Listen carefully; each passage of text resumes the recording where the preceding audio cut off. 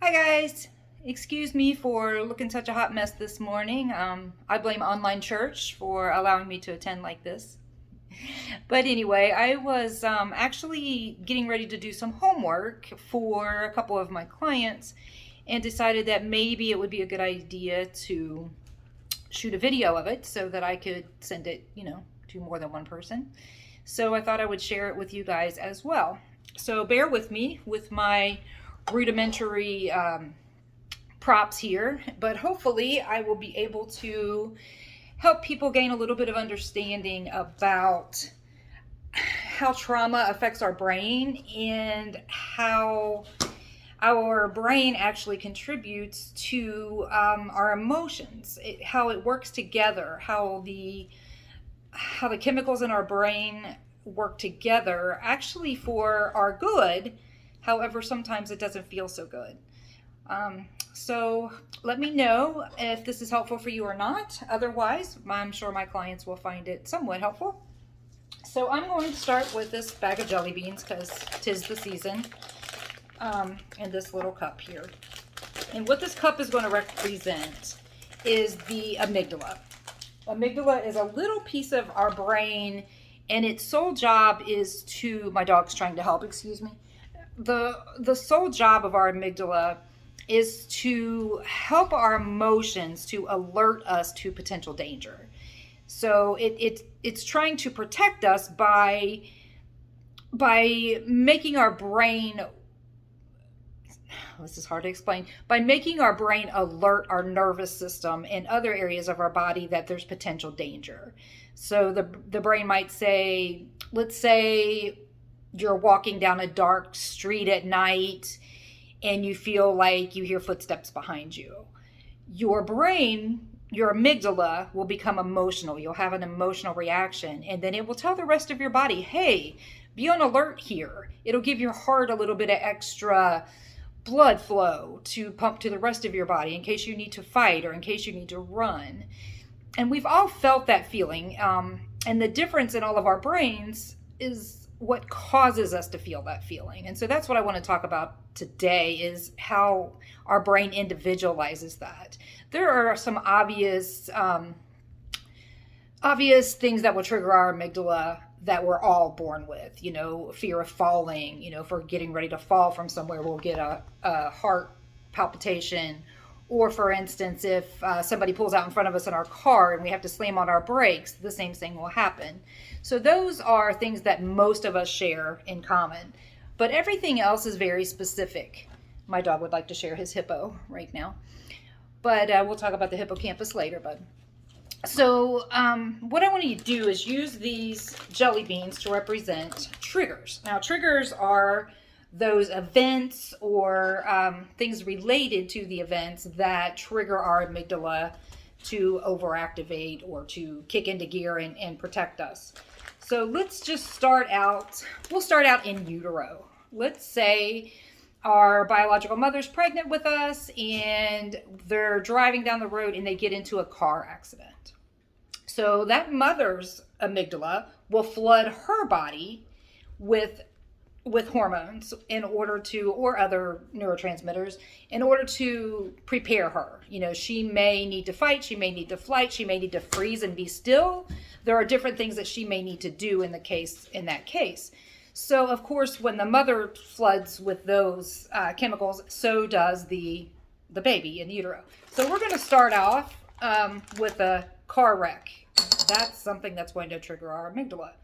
Now, our amygdala is very proactive. So it doesn't just store the car wreck itself in there, because it doesn't want to wait until we have a car wreck for our body to get in gear. It wants us to be prepared and be ready. Okay, so the other things that happen is it may log into itself, before the car wreck, we heard the sound of screeching tires. Also, this car wreck happened on a rainy day. The rain smells like this when it hits the pavement. The wind was blowing. I heard my partner yell, "Oh my God," before the wreck happened. I saw the person pull out in front of us before that happened. John Lennon was playing on the radio. Yes, I'm telling my age. All of those things are now logged in there. So now our brain feels much more confident that if we're ever coming upon something that could trigger a car wreck, that we are prepared for that. And so now, anytime that we have any of those triggers, which could be the weather, the rain, the music, the somebody yelling, "Oh my God," a man's voice, whatever our brain chose to load into that amygdala is what our body is now going to respond to. Not just now or next week, but always. That is always going to be determined to be a life-threatening situation. So therefore, those things are stored in there for life. So that's just one example of when mom was pregnant, this happened. So now can you imagine, there's only these little things in here, but I haven't even been born yet. So can you imagine, as you go through life, all of the different things that your brain may perceive as a threat, and all of the things that are happening at the same time that your brain perceives this as a threat? How many of these triggers are going to happen in our brain over the years? So there might be arguments with people. Remember, when we're a young child, many things can be seen as life-threatening because we depend on adults for our survival. So let's say my mom drops me off at daycare for the first time ever. I'm away from my mom for the first time ever. So that gets logged in. And then, oh my gosh, this place with all these kids is logged in. These teachers, my mom getting ready for work. Oh goodness, she's in the shower. She's getting her car keys. All of these things are starting to be stored over and over and over because they appear to be life-threatening to me at that time. And let's say that I go to grade school and I fall off the monkey bars. Boom, and I bump my head and I have to get stitches. Can you imagine all of the things that get logged in there? So obviously, monkey bars, playgrounds, springtime, kids playing, hospital, the smell of the cleaning supplies at the hospital, nurses, doctors, needles, blood, and it just keeps coming and coming and coming.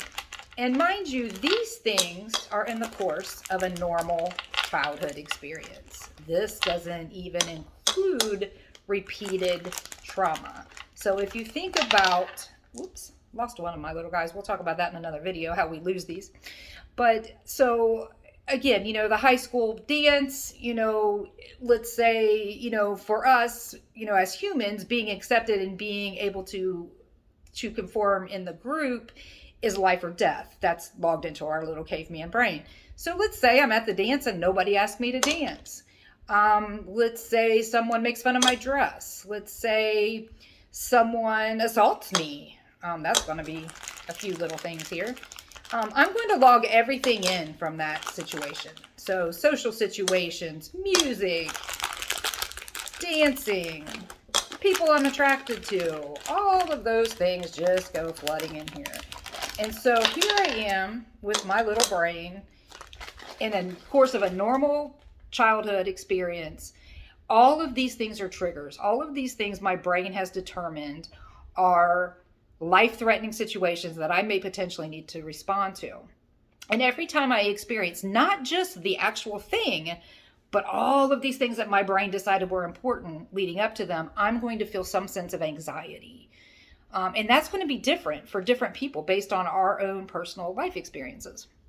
So that's the first thing that I want people to understand about trauma and about how our brain responds to trauma. This is really important to not just know if you have trauma, but if you love someone who has trauma. It's very important. So today, we're just talking about the normal childhood experience and brain and how the amygdala works. In part 2, we will talk more about how trauma affects this. And then in part 3, we'll talk about how that in turn affects our relationships. But thank you for listening. And if you have questions, comments, feel free to DM me or call me if you know me. Send me a message, whatever you want.